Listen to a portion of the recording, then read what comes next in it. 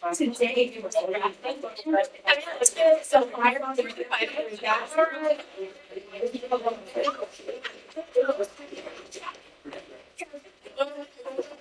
so I can just go after class. Who else do I see after class? Somebody. Me. Yes, you. Actually, it is you. Really? Yes. Yeah. Who of you I need to see after class? Thank you for reminding me.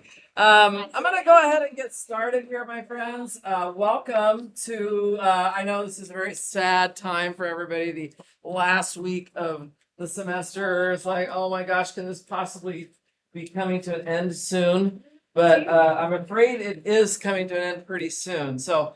I am, by the way, I'm trying to record this video using a different software. I've been just really not happy with the quality of the Zoom recordings lately. So I'm trying something else today. We'll see if it works out. I'll get back to you about that. But yeah, so I glad that you guys are here. I want to start off today by sort of orienting you for the next week of what we have left to go, that's about all we have left to go. It's 1 week. Our final exam is a week from today. It is 1 hour later. It starts at 5 o'clock. So you have pretty much most of next Tuesday to study as well. But we'll take the exam in this room at 5 o'clock next Tuesday. There will not be a take-home piece to this exam, but I'm going to probably try to give you a little extra time. So we'll start at 5. Technically, we're done at 7, but I'll probably push it back, give you some extra time. So try not to schedule your, everything important in your life for 7:05 next Tuesday. Probably not a great time to do it, just in case you want to have a little bit of extra time. I do have on my screen here our Canvas course page. So I want to go to just show you a couple of things here. First of all, there is one last assignment that you guys need to turn in. It is going to be due on Sunday night. So this coming Sunday, and it's just going to cover the stuff we're going to do this week. And I'm going to go to the final exam resources folder here now, guys, and open this up for you. I know maybe you can't read all of it perfectly here, but this is a lot of documents, and I'll say the same thing I always do, which is I just feel like I want to make sure I'm doing my job of giving you guys some guidance on how to study, what to study, strategies and advice for the exam, and just a fairly comprehensive review here.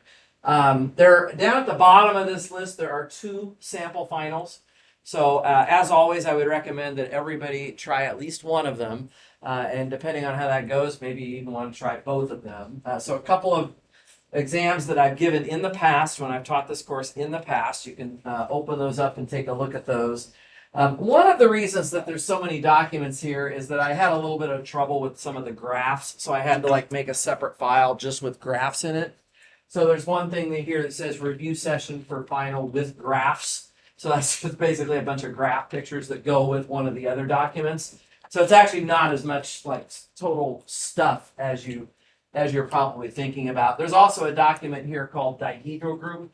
We're going to be bringing that into play today, so you'll understand what that's about as well, but it's not really anything you have to study. Let me open the document here that says final review on it. This is the one that's kind of the overarching theme or document to kind of get you oriented for the final. You can see here it's next Tuesday at 5 o'clock in this room. Everything it's going to cover, it will be comprehensive. It will cover everything you've done since the very beginning of the semester, with a slight emphasis on the stuff in these last 2 weeks since we had our previous exam. So the stuff we did last week about chromatic numbers, chromatic polynomials, colorings of graphs, that might get a little extra emphasis, as well as what we're going to do this week. We are going to be basically doing new material all the way through this week. But once we get to the end of Thursday, excuse me, after that, it's all about review.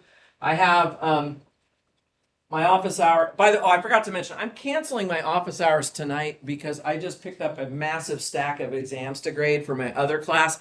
I just want to get off campus and get that done because I've got to get them back by Thursday. So Tonight I'm not going to be around, but Thursday I will, of course, like I always am after class.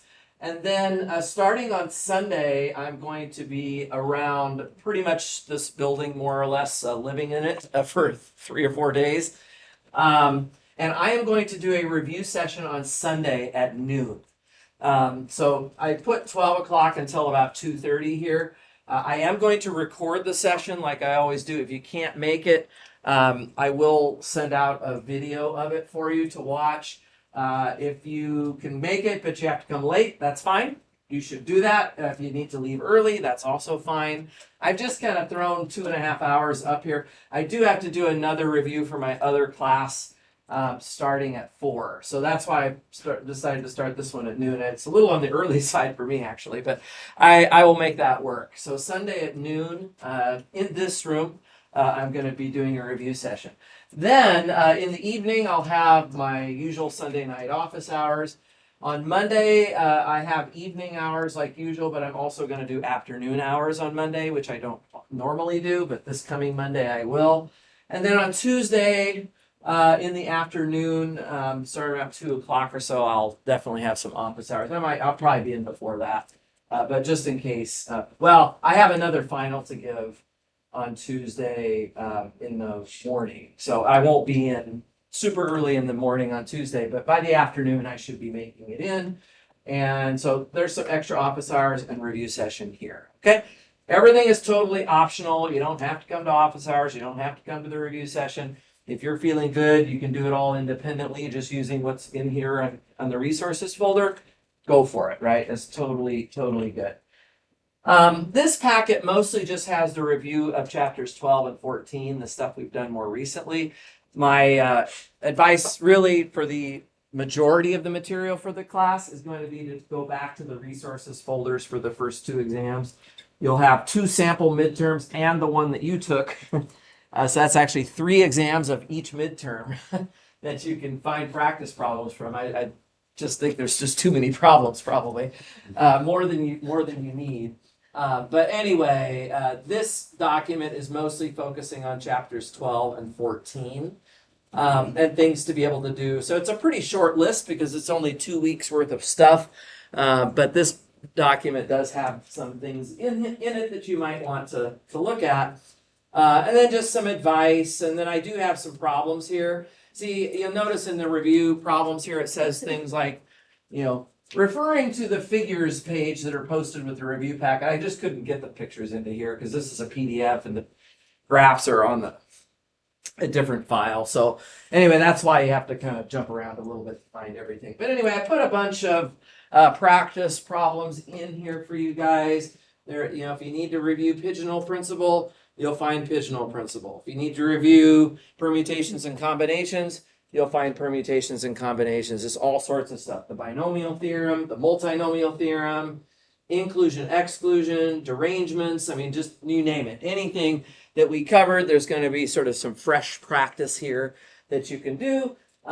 Just don't wait too long to try a sample test. So I would say by Sunday, everybody ought to at least give a shot at one of these sample finals down here at the bottom. Just give yourself 2 hours, kind of shut out the noise and see how you can do on it just on your own with that. So I mentioned that there won't be any take-home part to the final, but there is going to be actually something that you can do in advance of the final. And that is this document that's called Proofs.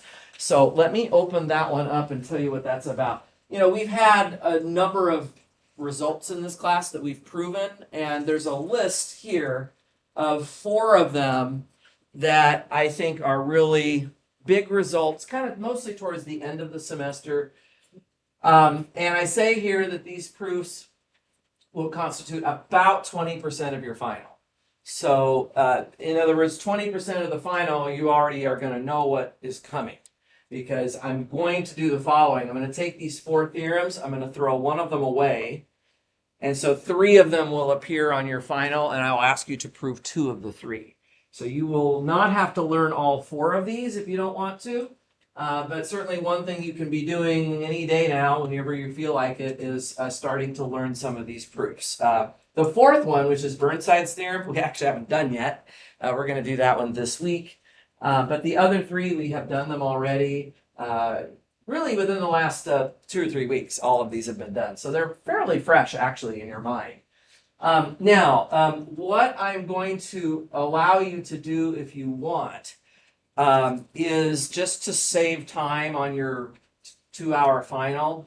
If you want to knock this out beforehand, right, so that you can come into the final and then just kind of ignore that part of the exam and just focus on the other 80%, I will let you do that. You can come to my office hours on either Sunday or Monday and just kind of get that taken care of ahead of time. I mean, that's only 5 days from now. So you're going to need a little bit of time just to learn these results. I said here that you cannot do it by Zoom. If you really are in a hardship to come down to campus to see me, like on a Sunday or a Monday, talk to me on the side. Maybe I can work out something special with you just to be, a one-on-one situation. If you're coming in to do these proofs in advance, I'm going to be, as I said, throwing one of the statements away, and you're going to have to prove 2 of the other 3. Is not going to help you to talk to your friend to find out which part I threw away for them, because on these pre-final cases, I'm just going to do it fresh for everybody. Like, I'm literally going to take a random number generator and figure out which one I'm going to throw away. For anybody who doesn't do it in advance, who just wants to do it during the exam, of course, everybody who comes in on that day will have the same 3 of the 4 to choose from. But if you're coming in early, I will be rolling the dice with each person individually here. But if you learn enough of these proofs, I'll let you figure out how many you need to prove, how many you need to learn. You can pretty much guarantee that you will be proving things that you've already rehearsed and practiced. If you start looking at those and you're like, oh, well, gee, I don't know if my proof is good enough, or maybe I didn't copy the notes in class as well as I would have liked, you can run it by me. You can just ask me if you have a concern with any of the proofs. It's always a question like, what exactly is expected on a proof? What's considered obvious? What's considered something important to say and not important to say, and stuff like that. So if you do have any questions, if you go off of what I did in the notes, you should be totally good. But if you decide, well, I actually think I'm going to read it out of the book instead, or something like that, then you might, if you're unsure if your proof is going to get full credit the way you've drafted it, you can run it by me ahead of time. Okay, so that can be an office hour thing as well. So basically what I'm trying to say is I want everybody to get this part of the final 100% good shape. Whether you do it ahead of time or not, I don't care, but I just want everybody to do their best with this so that you go into the final already with some points in the bag. And you'll have had a chance to review some very important results from the class. So that's why I do this. Pretty much, I'm not really allowed to give like a take-home final during finals week. Some instructors, I understand, maybe are doing that, but I don't think I'm supposed to be doing that. So I'm going to try not to do that. This is going to be pretty much done by Sunday or Monday. Most of the work you're going to put into that would happen before we actually get to finals week. Yeah, Eduardo? Can we do like one office house and then one after? I don't want to do it that way. That's too complicated. Yeah. So if you're going to do them ahead of time, you got to be ready to do 2 of them ahead of time. Let's not make this too confusing for me. But it's totally up to you. You don't have to really tell me in advance. You don't have to make an appointment. If you just want to show up to my office, or maybe you wake up that morning and you're like, oh, I don't think I'm ready for this yet. I think I'll wait till the next day. That's fine. Yeah, let's do it all together at one time. Is there a time constraint if we come to your office? No, if you, it'd be nice if you didn't show up 2 minutes before I was about to go to dinner and then spend 45 minutes writing out your proofs. But yeah, so you don't really have a time constraint on that. I have a lot of office hours on Sunday and Monday. I know I've taken that screen away already, but I'll be around a lot. No, you can sit there and dot your I's and cross your T's for 2 hours if you want to. I don't think it'll be that bad. A lot of these proofs aren't that long. So I don't think it'll take you that long. But yeah, you can you can view it as an unlimited time thing, which is another reason why I think it would be nice to do it ahead of time if you're up for it, just so then you have more time during the 2 hours to work on everything else. That's just my advice. Other questions on this? Yeah, so we have just one homework assignment left. Once we get that done, I'll probably try to spruce up the grade sheet, drop everybody's, what did I say, two lowest homeworks or something like that? One or two, I can't remember. I think it was two. Or quizzes. Or quizzes. Yes, that's right. There's quizzes as well. So I'll go through and fix all that up and try to get everybody's standing worked out, cleared up, going into this last thing. Okay, fair enough. All right. If there's nothing else about that, we can always come back on Thursday and say a little more about this, or during the review session. But I do want to cover Burnside's theorem, and which is really the big thing we're going to do this week. And to get ready for that, I kind of have to set the stage for it a little bit here. So let me see if I can get to some notes here. And this is great. I get to actually teach something today after sitting here and proctoring exams for 4 hours. So we're gonna start looking at chapter 14 here. And I'm just gonna title this chapter, I'm just gonna say more on colorings. This is still going to be about the topic of colorings, but maybe with some slightly different rules. You remember that a coloring of a graph, we were saying at the beginning that two vertices that are adjacent to each other had to be different colors, right? Well, we really can relax that. There's nothing that says if I have like beads of a necklace, if I have a necklace and I have a bunch of beads, there's nothing that says that two beads that are next to each other have to be different colors, right? I mean, that wouldn't be necessarily required. So we're going to change our rules on colorings a little bit as we go along. But I just want to ask, so in this case, just to get this started, suppose we have K equals 2 colors. I'm going to use blue and red for my examples. I hesitate a little bit with that because B and R, you have to write them very carefully. They look similar. But blue and red are the colors I happen to have with me here, so that's why I'm going to use those. And we wish to color this figure right here. So I'm going to draw a picture for you, and here it is. It's actually just going to be 4 dots arranged into a square. Okay. So 4 vertices in a null graph. There's no edges, and the question is, how many ways are there to color that if I have blue or red for each vertex? So there are.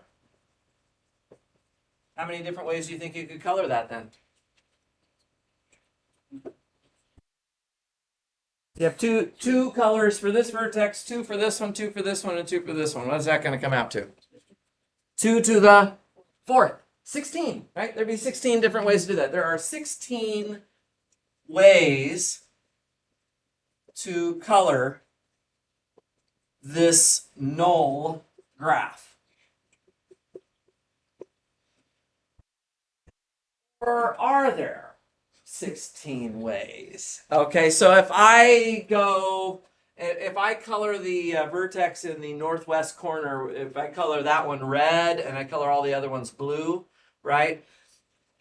In this count of 16, that would be different than if we colored the vertex in the southeast corner red and all of the other vertices blue. But then if this is actually a physical object that you could pick up and twirl around and set down in different positions, I might not consider all 16 of those colorings to be different.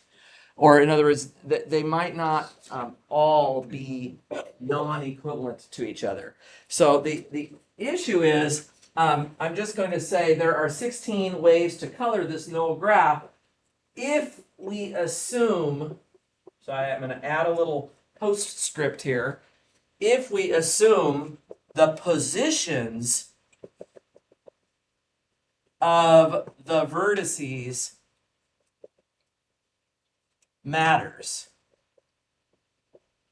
Okay, so if we assume that the positions of the vertices matter, but what I'd like to do is I'm going to actually draw some of these 16 pictures here. So give yourself plenty of space to kind of draw this thing. So I mean, one way to color the vertices here would be to make every vertex blue. So again, make sure your B's and R's are not going to get too similar to each other. So all of the vertices could be blue, right? Or we could have 3 of them blue and 1 of them red, but I'm going to go ahead and draw out every possible way of having 1 red and 3 blues, right? So there's going to be several of these. The red vertex just moves to a different corner with each of these pictures. Make sure you leave enough space here. I don't want to get these pictures muddled with each other. But there's another one there. So there's a few of the 16 graphs that we could have. Then we could have 2 reds and 2 blues, right? So we could have blue, blue, red, red, and then we can, you know, take variations of that. Maybe the blue is on the right side, the red is on the left side. Or let's draw another one where we put the blue on the bottom. I hope I'm not going too fast. Just have to draw a bunch of dots and just label these vertices with reds or blues, depending on what you're coloring each vertex with. We could have the 2 reds on the right. That's another way to do it. Or we could have them alternating. And we could have 2 reds and 2 blues, but they could be alternating. So we could go, you know, blue, red, red. Or we could actually have it as red and then blue and then red and then blue again. So this would be, these are going to be the different pictures where you have 2 reds and 2 blues. Some of them, the blues and reds are next to each other, and some of them they're not. But remember, there's no edges here. So technically these 4 dots can be drawn wherever you want on the board. It doesn't matter. Then I have to draw basically the first row again, except with 3 reds and 1 blue, or all reds, right? So we're going to have, let's draw another row worth of these here. Going fairly quickly because this is not difficult, but I just want to get them all drawn here once. So here's 3 reds and 1 blue, and then I'm going to move that blue vertex around to all 4 possible corners. And hopefully I'm not going to forget one. Right, so we'll have 4 ways of kind of putting 1 blue vertex somewhere and then making all of the other 3 of them red. And then finally we have the graph where every vertex has been colored red. So I do think now, if I haven't forgotten anything, I should have 16 different pictures up here. 1, 2, 3, 4, 5, 6, 7, 8, 9, 10, 11, 12, 13, 14, 15, 16. Woo! I got it. Okay. So those are all of the graphs that we could draw if we assume that the positions of the vertices matters. Okay, so which vertex gets colored and how makes a difference. But if we don't care about that, so it turns out if we don't care about the positions of the vertices. So there I said over there, if the positions of the vertices matter, then many of the above colorings are equivalent. In other words, they're basically the same. So let me explain what I mean. You know, the all blue graph, right? That's not actually going to be equivalent to anything else on the board. But these graphs here where I have 3 blues and 1 red, right? All of those could be thought of as equivalent if I don't care about the position. if I don't care about what position the vertices are in, then I can move the red vertex to any of the corners that I want and get one of the other graphs, right? So all four of these are equivalent to each other, right? Then we have the graphs where we have two blues and two reds. Now, in some cases, the blues and reds are adjacent to each other. So that would be like these right here. And I would view these as being equivalent as well, right? Again, you know, because the two blues are right next to each other, if I rotate, for example, the positions of the vertices, I can rotate from one to the other. Those are all equivalent. The ones where the blues and reds alternate, you can see here, if the positions matter, these would be two different colorings. But if I don't care about the positions, then I would think of them as being the same, right? And then finally, we can do the same thing on the bottom row. We have four equivalent colorings that have one blue and three reds. And then we have just the one that's all red as a coloring in and of itself. So although there are 16 different ways of coloring those four vertices of this picture, there are only 6 non-equivalent colorings of this picture. Again, think of it like it's a necklace, right? You have blue beads and red beads, and you're making a necklace that has 4 beads, right? So in reality, how many different necklaces can you make? Well, the answer is going to be 6, right? And I've circled the sort of the 6 different categories here. So there are 6. There are only 6. There are only 6 non-equivalent. And this is really what we're going to be caring about. This is what the Burnside's theorem is going to be doing for us. Is it's going to count the non-equivalent colorings of the graph. Of course, this is with k equal to 2. So we could obviously change k to any other number and kind of there'd be, of course, a different answer. Yeah, Julie?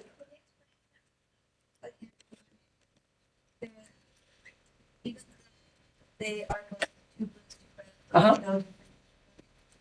Why I have 2 different categories here? Yeah, because if I'm thinking of it, just think of it this way. Would you be able to tell the necklaces apart? So like if this was actually a necklace, right? This would be a necklace where the blue and red beads are alternating from each other, whereas these would be necklaces with 2 blues together and 2 reds together.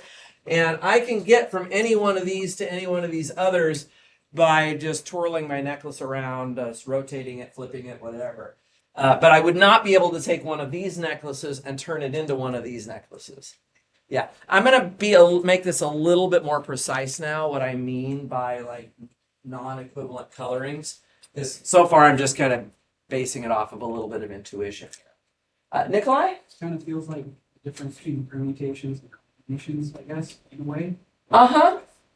For sure, because whether order matters or not is really the big issue there. And yeah, do I care about the orderings of the blues and the reds, or do I just care about like how many of them I have? That's definitely a good way to look at it. So let's make a definition here that might help us talk about this in a little bit more rigorous way. I just so far just trying to get some intuition going.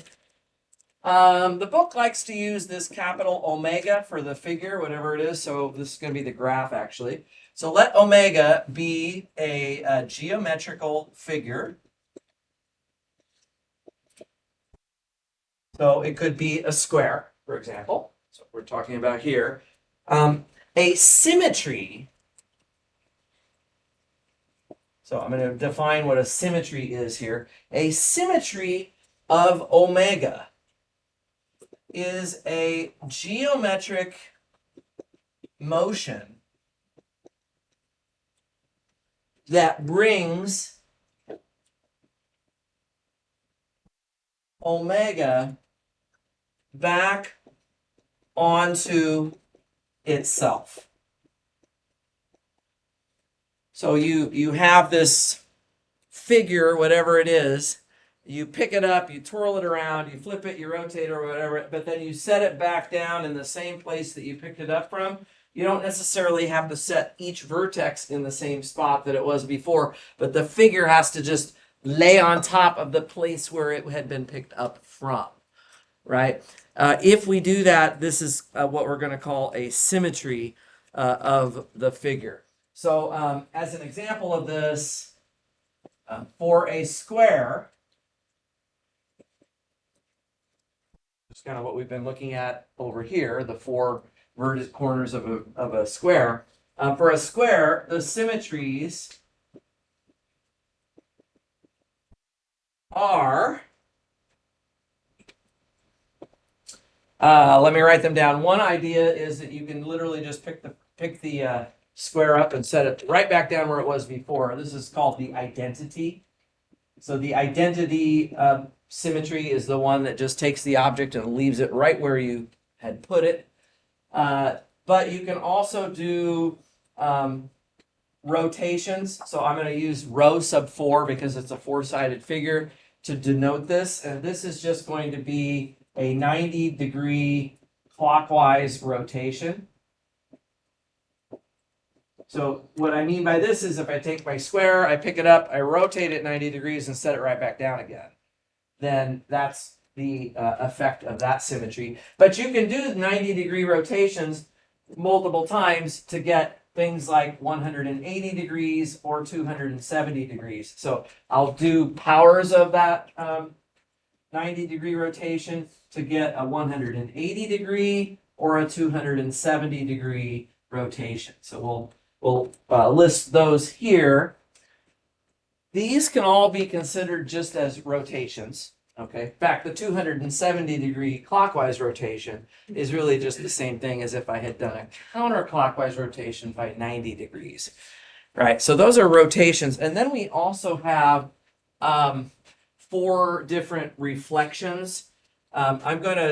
So you can flip the figure. There are 4 of these. I'm going to call these tau 1, tau 2, tau 3, and tau 4. To explain what these are, I almost have to kind of like give you a setup for it. So like in each of these cases, I'm going to do some kind of a reflection of my square. And just so we can kind of visualize it here, tau 1 is going to be a reflection along this diagonal right here, like so. Okay, from the top left corner to the bottom right corner. Tau 2 is going to be a reflection going the other way, the other diagonal from the top right corner to the bottom left corner. And then tau 3 is going to be a vertical flip across the center line. What I'm drawing on these thick dark lines I'm drawing are just sort of the axis of the reflection, right? And then I could also do a horizontal flip. If I do any one of those operations on my square, I will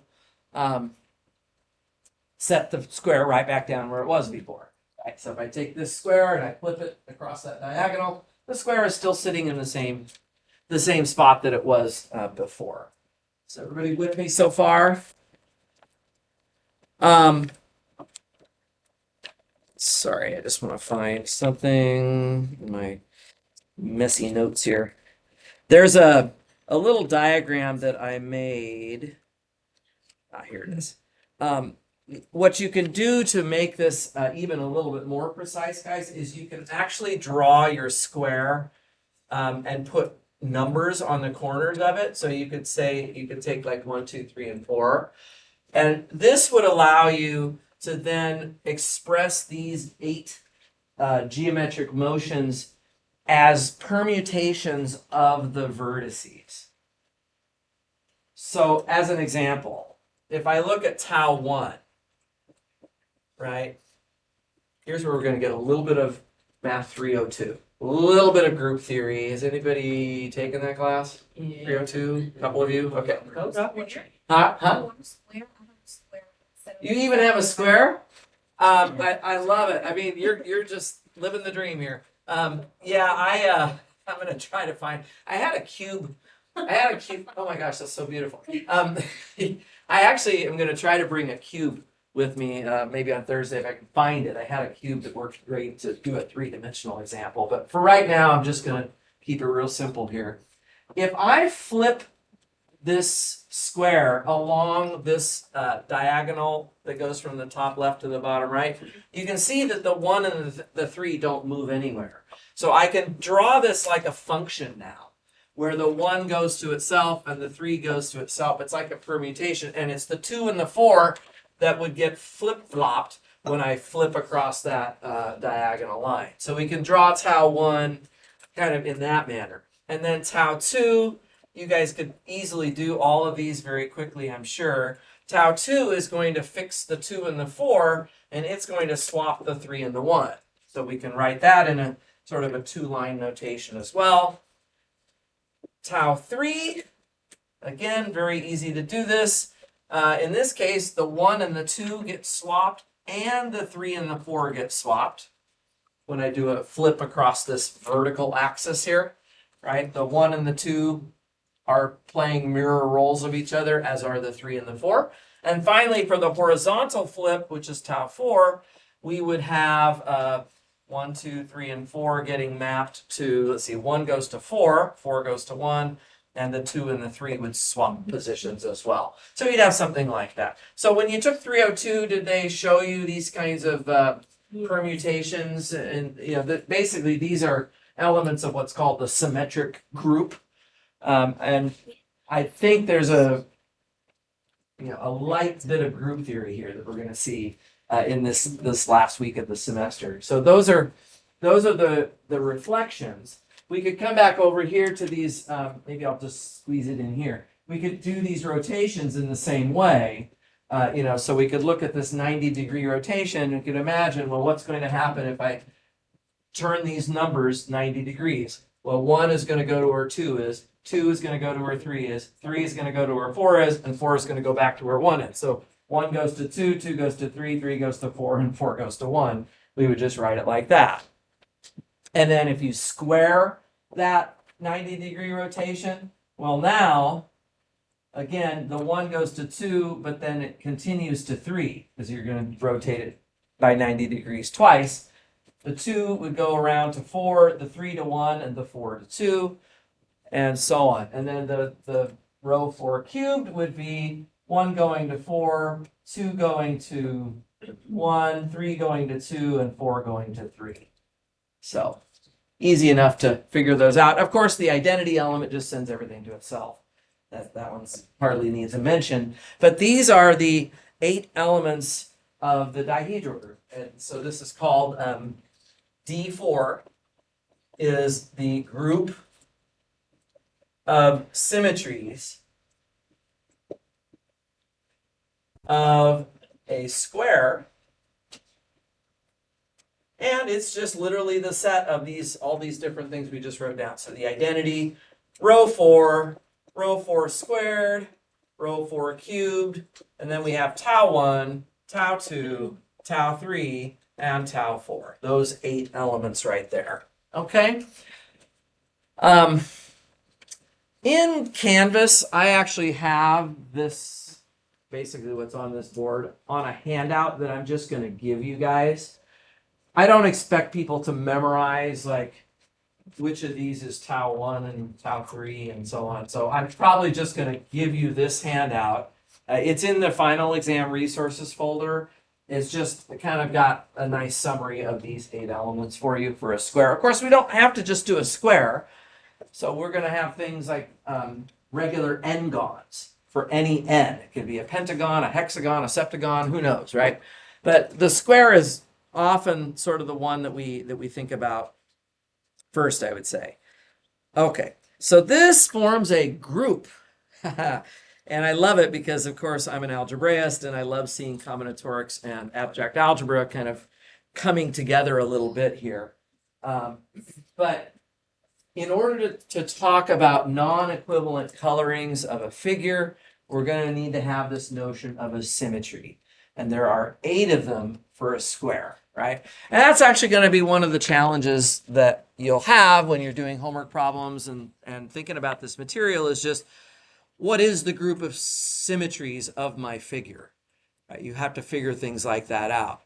It obviously depends heavily on what your figure is. But the dihedral group, I guess I didn't write that down. This is called the dihedral group. Is certainly one very familiar group that is related to this topic. So worth mentioning it here. Okay, so now let's get back to combinatorics and the coloring. All of that is just this entire board over here has no mention of coloring the figure at all. This is just about doing the motions of the figure, the symmetries of the figure, right? So there's going to be somehow we have to combine our understanding of the symmetries with what the colorings are of that figure. That's kind of where this is all going. So here is the key remark, I guess you could say. I'm gonna put remark / definition because you can think of it almost like it's a definition as well. But what we're going to say here is that two colorings of omega are equivalent. Two colorings are equivalent. So over here, I kind of used the word casually without a definition. And now I'm really trying to give you the definition of what this should really mean. For two colorings to be equivalent, and it is going to be if and only if. Okay, so now we're going to try to write down a sensible definition. Would you agree that a sensible definition of two equivalent colorings would be that I could start from one of the colorings and do a symmetry to the figure and end up with another of the colorings, right? That's like right here, this necklace right here is equivalent to this necklace right here because I can do a 90-degree rotation to this necklace and set it back down and it looks like this necklace. So these two are equivalent, right? So two colorings are equivalent if and only if you can obtain one coloring from the other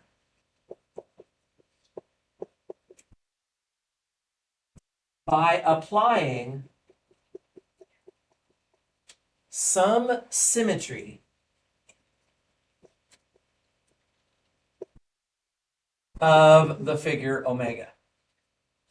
Okay, so you have to know what the symmetries of the figure are in order to really decide whether certain colorings are equivalent or not. Make sense?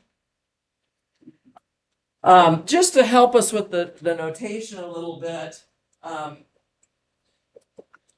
a coloring, as you can see here, a coloring is really just a listing of colors on the vertices of the graph. We can actually list those colors as a vector. You can actually make them into a vector. So I'm going to use that notation. So a coloring, of omega can be written.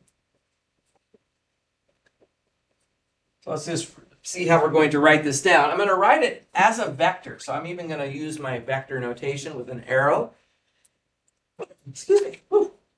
So my coloring is just basically going to be a vector where I'm just going to tell you what the colors of each of the vertices is. So there'll be a color for vertex 1, which I'll call C1, C of 1, and then C of 2, and ... up to C of n. A coloring can be written that way where omega has n vertices. So we have these n vertices, and we're going to fix which vertex is where, right? So like if it's the square, the C1 might be the upper left, the northwest corner, C2 is the northeast corner, C3 is the southwest corner, and C4 is the southeast corner. Did you have your hand up, Austin? Yeah, that's basically what I was going to ask. I was going to ask, We have to specify the first vertex at this point. Yeah, we kind of have to agree in advance. Like when we see a list of reds and blues here, we have to know, oh, well, which of those vertices then would be red and which would be blue. So we would have to have a convention for that. It would have to be kind of pre-established. Okay, so then another little bit of notation. Can I write down here? Sure. That's safe enough for everybody to see. I'm going to add one more piece of notation. I'll do this as neatly as I can. I want to write down how I'm going to denote the equivalent colorings of this figure. So the colorings equivalent to C are denoted. Now we have another notation. So I have a particular coloring, right? Maybe my coloring is blue, blue, blue, blue, right? So the colorings that are equivalent to that coloring are going to be denoted. It's a set of colorings. And the question is, how could you obtain all of the equivalent colorings? Well, the colorings are equivalent if I can obtain one of them from the given coloring by applying a symmetry. So applying a symmetry is going to be denoted with a star on the symmetry. So I'm going to call this F star C. Let me just add a little notation here. This is just such that F is a symmetry of omega. Okay, so this star just refers to, just so everybody understands what the star means, this just means apply F to C. So apply F to C. So let's write down an example of that. Anytime we have notation, I think it's good to make sure we understand how the notation is working here. All of this notation is going to be used in the Burnside theorem. The Burnside's theorem is going to be a theorem that says, here's how many non-equivalent colorings your figure has. Because that's what you care about. How many non-equivalent colorings can you make?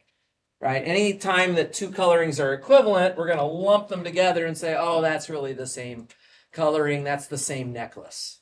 Right? So we don't want to count that as two separate things. Okay? So again, guys, it's a question that an 8-year-old can understand. Give them 5 beads. Say, how many different necklaces of red and blue beads can you make that have 5 beads on them? I just love these problems. We're going to use this big theorem to prove to do applications of it, but you can understand the questions pretty much as a child in some cases here, which I think is pretty neat. So let's take an example. Let's say that we start with a coloring which is blue, red, blue, red. Okay, so blue, red, blue, red. Now, again, I guess I'm not really using my colors today, am I? I said I wanted to use blue and red because I've got blue and red colors here. But I'm colorblind, so for me it doesn't matter. There's the blues, and here's the reds. I even got that one right. It was a 50-50 chance. Okay, so there you go. That's my necklace right there. And I'm making the convention here, kind of going back to Austin's point, I'm making the convention that I'm starting my numbering in the upper left corner and working my way around like so. So the first vertex is blue, the second one is red, the third one is blue, and the fourth one is red. Let's imagine now that I wanted to do, so then compute row sub 4 star C. So row sub 4 star C. So let's just remember row sub 4, this is the 90-degree clockwise rotation.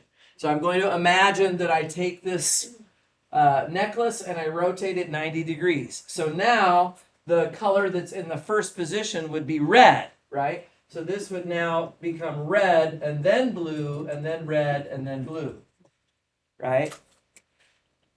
Is everybody following that? And this necklace is equivalent to this necklace because I can get from this coloring to this coloring by applying that symmetry. Makes some sense, right? If I did the 90-degree rotation twice, right, then what I would get here is, well, now I'm just going to do it again. I'll actually get back to the original configuration, which is blue, red, which is actually just C again. So we actually get back to the original coloring again. So you see, on the surface of it, it looks like the size of this set, how many colorings are equivalent to C. It might look at first glance like the number of things that are equivalent to C would be just as many different symmetries as you have. Of course, for the square, that would be 8.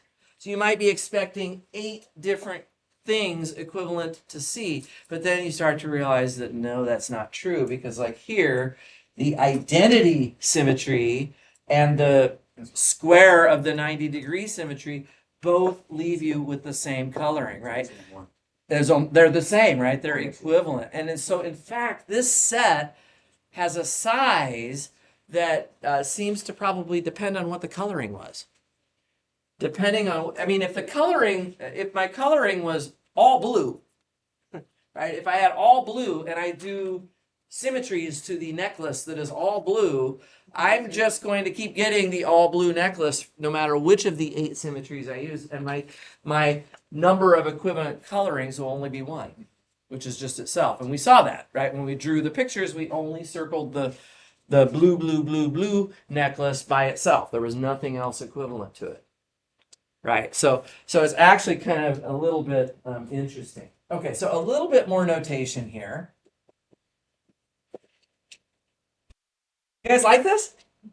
It's pretty fun. It's really pretty fun. I'm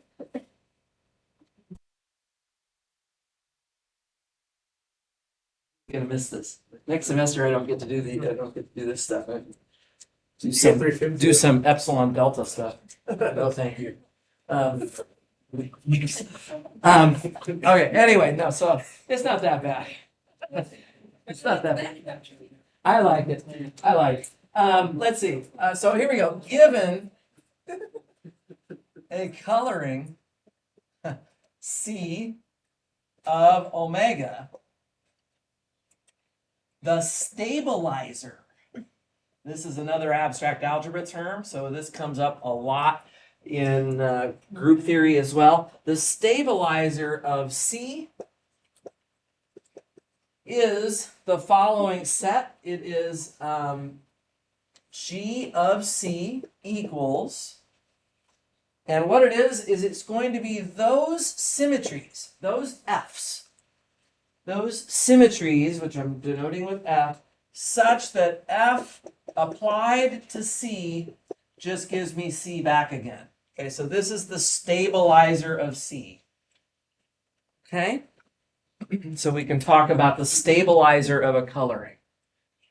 So again, for an example of that, we could say, well, what is the stabilizer of the coloring blue, red,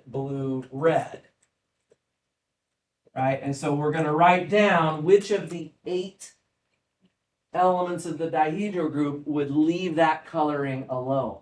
And of course, the identity element will always be in every stabilizer, right? The identity element fixes every stabilizer. But we can see here from our example a moment ago that if I do the 180-degree rotation, it will fix the coloring blue, red as the same coloring again. So rho 4 squared would be in there. And then my question to you guys is going to be, are there any other, so here's my picture, if you need a visual of it, blue, red. Are there any other symmetries on the board over here that would fix this coloring? Tau 1 and Tau 2, right? Tau 1 and Tau 2, exactly. So let's add that to my list here. Tau 1 and Tau 2. Those are also going to work. Okay, so in other words, if you flip the square along this diagonal, The two blues stay exactly where they were. The two reds swap positions, but since they're the same colors, you can't tell that apart. It's as if the coloring was just totally fixed. Make some sense? Just as a little remark here, for those of you who are fans of abstract algebra like I am, the stabilizer of a coloring forms a subgroup of the whole group of symmetries. So let's write that down. G of C forms a subgroup of the group of symmetries.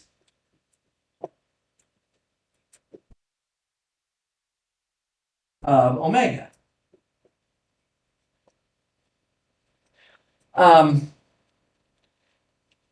Does this bring back pleasant memories or not pleasant memories? I don't know. Oh, I'm going to mention that. I can't get away without mentioning that. So the thing is, to prove that something is a subgroup, I don't know if you remember how to do that. It has to be closed under the operation and inverses, because we're talking about groups. Groups have the operation and inverses. So that just means that if you did if you applied two of these symmetries that are in the stabilizer of C back to back, you should end up with something that's still in the stabilizer of C. And that's completely clear, right? So let me just write it down. Can I do a little abstract algebra proof real quick? It's not even in my notes. I just think this is really, really good. So closure under the operation. The operation is this star thing that I kind of introduced over here, right? Well, actually, let me be a little more, I'm sorry, it's not really the star. The star is how it acts on the coloring, but within the group of symmetries, like if you were to go study the dihedral group, the operation in this group is composition. So closure under composition. If I was to say, let's let F and G both be in the stabilizer of some coloring C, right? I need more room than this. It's not going to work right there. Let me just continue over here real quick. I'm kind of going off on a tangent for a second, but I miss abstract algebra sometimes.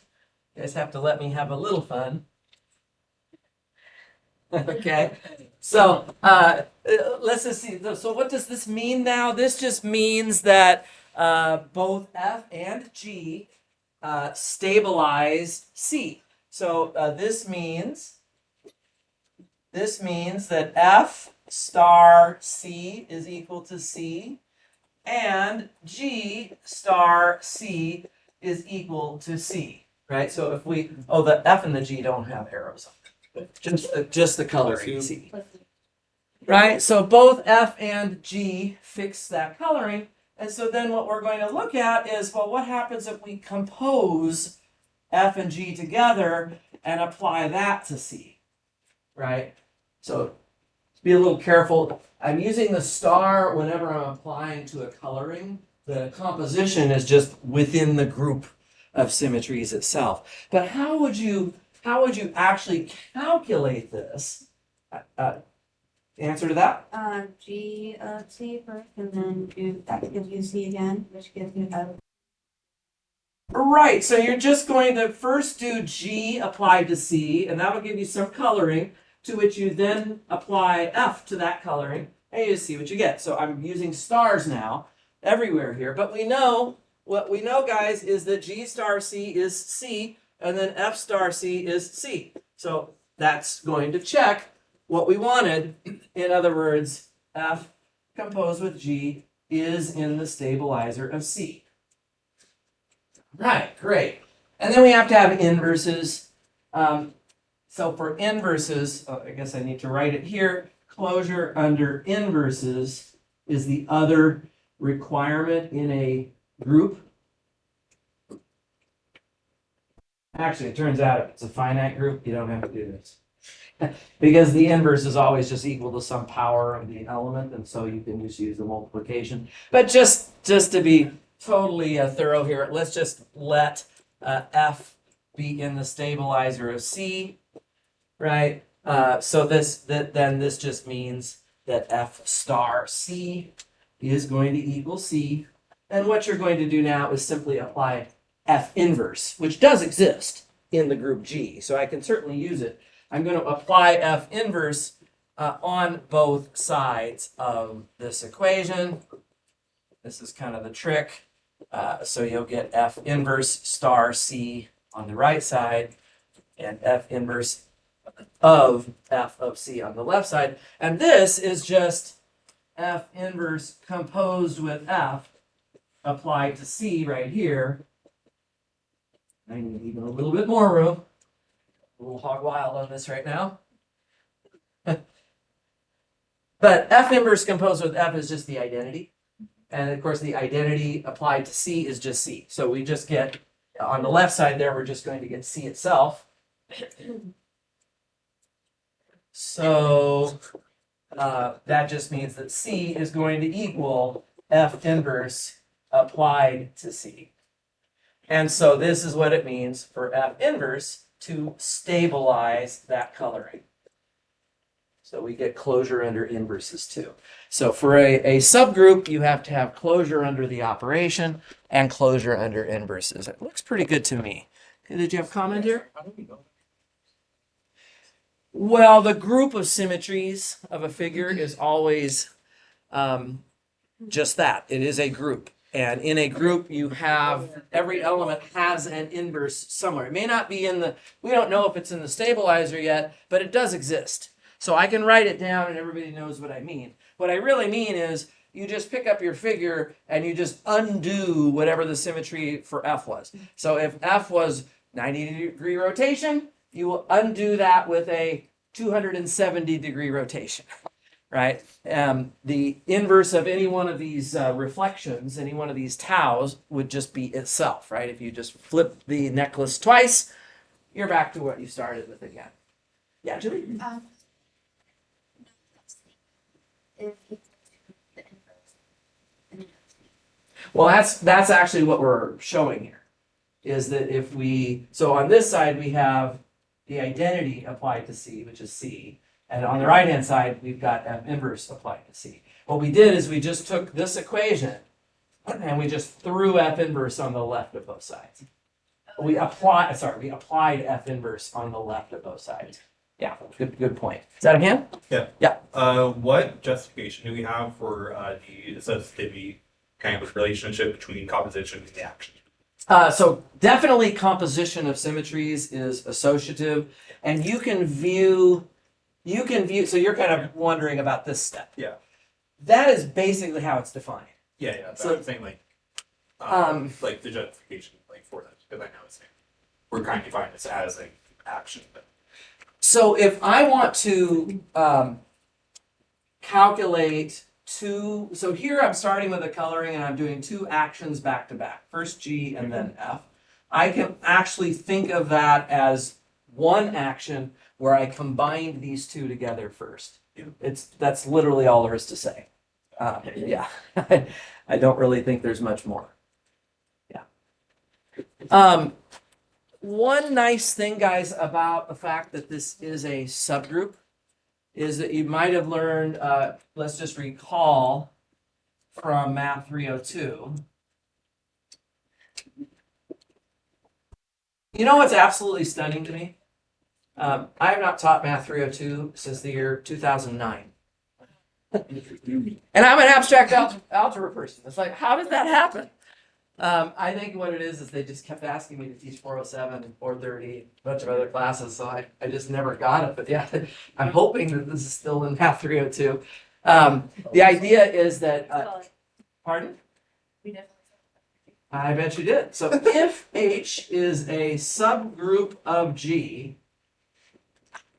of a finite group G, which all of these groups will be in this section, then there is a famous theorem in group theory, which is that the size of the subgroup has to divide the size of the group.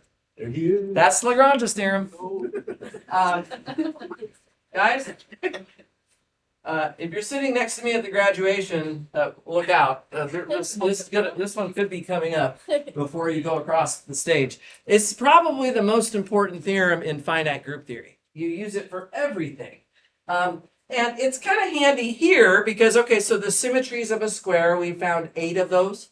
That dihedral group had 8 of them. So we know that if we're trying to calculate some stabilizer, that the number of things in that stabilizer should be a divisor of 8, right? So if we got 3 things here, for example, then we would know that something's missing. And we need to find another element. So it's just kind of nice to know like what the possibilities are for the size. Okay, everybody with me so far? Oh my goodness, it's 5:05. I am having too much fun. We're probably going to wait until, on Thursday we'll get to Burnside's. Don't worry. Just not quite going to get to it today. We have a lot of sort of preamble here to kind of get this all set up. So the first thing we did here, guys, is we took a coloring. Let me just erase this first. I'm just too excited. We took a coloring and then we asked which symmetries will fix it. Okay? But you see, we can play this game the other way around. We can take a symmetry and ask which colorings, assuming we know how many colors we have, which colorings would that symmetry fix, right? That's exactly a sort of dual concept here. And so I want to give a little more notation now for that. And so this time, given a symmetry, I'm going to call it F again, of my figure omega, right? We define, now there isn't a nice name for this, like there was the stabilizer. The stabilizer is such a nice name if you start with a coloring and you look at all of the symmetries that fix it. Here we're starting with a symmetry and we're going to define what's denoted as script C of F. Okay, so we have to just kind of live with this kind of abstract notation. And this is going to be the set of colorings. So I'll write that as the vector C.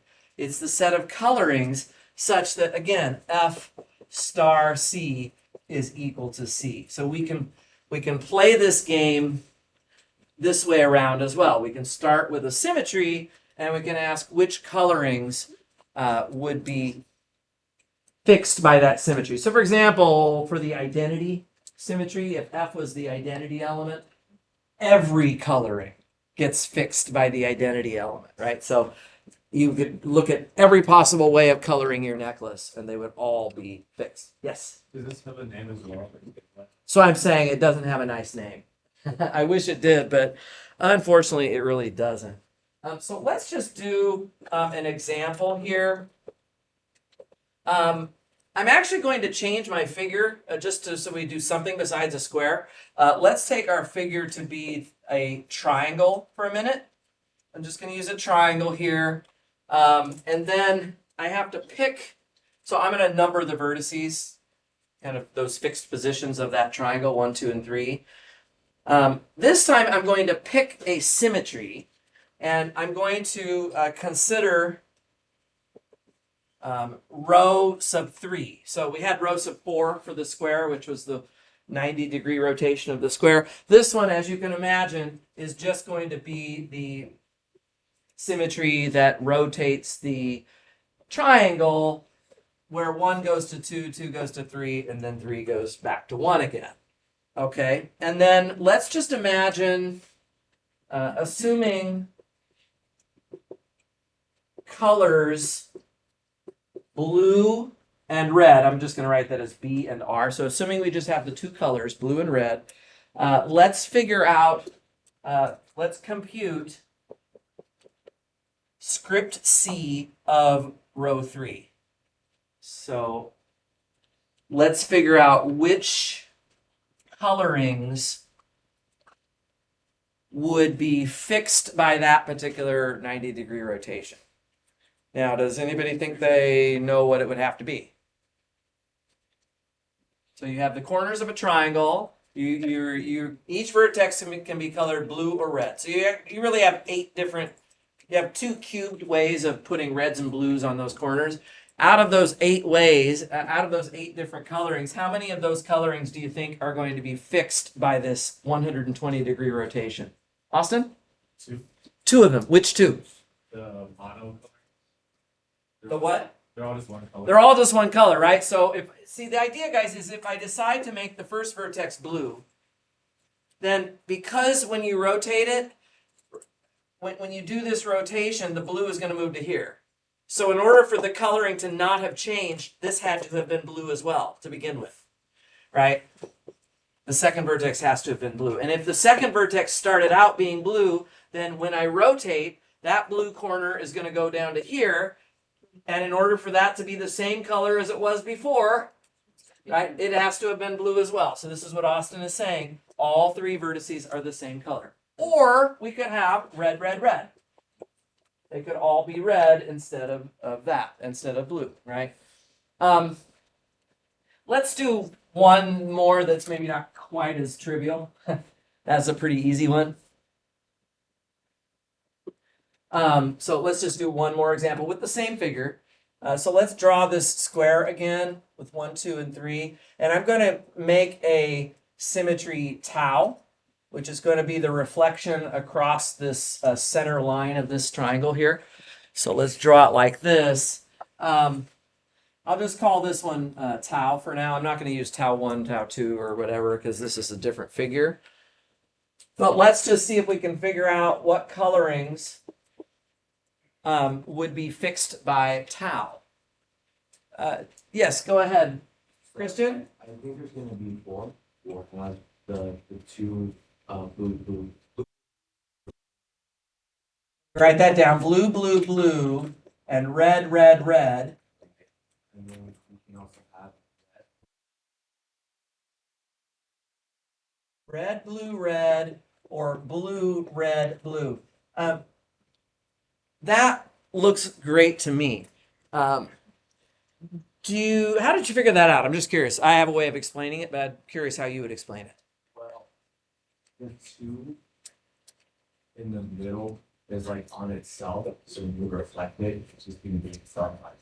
This vertex can be any color you want. It doesn't matter because when you flip across that line, that point just stays where it's at.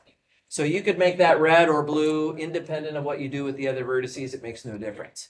Right. But 1 and 3 be the same color, so we kind of choose blue, and 2 is either red or blue, and then we have this red. 2 is either blue or red. yeah, what you'll notice on all 4 of those colorings, guys, the first and third vertex are the same color. And that's because if you're going to flip across that line, the vertex 1 moves to 3 and 3 moves to 1. So those 2 vertices have to be the same color, you see. So this is kind of how this works. It's really not all that difficult. You know what I can do with 1 minute? I'm actually going to state Burnside's theorem right now. I'm skipping ahead in my notes. I'm not ready to prove. On Thursday, we're going to prove it, and we're going to discuss it and see the applications of it. But the last thing I'd like to do, if everybody's good so far, I would like to state this is the big theorem for the week. Please steal my thunder. No, just kidding. I was Yeah. trying to see what are we? I'm just looking at which ways of coloring these vertices could I do so that when I flip across this tau, across this diagonal, the coloring doesn't change. So if all of the vertices are blue and I flip it, it's still all blue. Yeah. Same thing with all red. And if it's red, blue, red, like that, that's 1, 2, 3, red, blue, red. Then when I flip across the tau line, I get the same coloring back again, right? And that's what we're talking about. F star C is C again. Yeah. Okay. So let me state the theorem, guys, and then I'm going to make you come back one more time on Thursday to discuss this really big theorem. And so it's Burnside's theorem, and we'll do some group work and practice this a lot next time. We'll prove the theorem as well. And here is what it says. It says that the number of non-equivalent colorings. This is what we wanted to figure out in the first place, right? The number of non-equivalent colorings of omega, our figure that we're looking at, under the group, I'll call it G, of symmetries. So we have a figure, we have this figure omega, we have the group of its symmetries G, and now what is this number? The notation that we're going to use, this is just using the book's notation, is going to be N of G, and then the script C gets used here as well. So the number of non-equivalent colorings, N of GC, and here it is, guys. It's an interesting formula. It's very interesting. It's a fraction. Of course, it's not really a fraction. This has to be a whole number for an answer, but the denominator is just the size of the group. So for the square, that would be 8. For the triangle, it would be 6. It looks like it's going to be a fraction, but then somehow the numerator is going to make it not a fraction. And what the numerator is a summation. And we are summing over every symmetry F. So every symmetry F in the whole group, what we're going to do with each symmetry in the whole group is we are going to calculate C of F, the size of that, the size of C of F for every one of those symmetries F, right? So for the triangle, you would have 6 terms in the numerator here, right? One of them would be 2, one of them would be 4, but there's several other symmetries we didn't do yet. You'd figure them all out. You would add those up in the numerator and then divide by the size of the group to get the final answer. The proof of this is very enlightening, and I'm looking forward on Thursday to showing that to you, as well as some applications of the theorem. What do you think? Anybody unhappy with this today? Sure. Huh? I'm just spoiler. A spoiler alert here. I have a quick question. Yes. When we're doing like right there at the very top. Yeah. We're always gonna start with the 2 colors we have, right? With whatever the colors are that we are given. That's right. 'Cause I see that pattern. We have BBB. Yeah. All right, guys. Thank you so much for today. I will see you all again soon.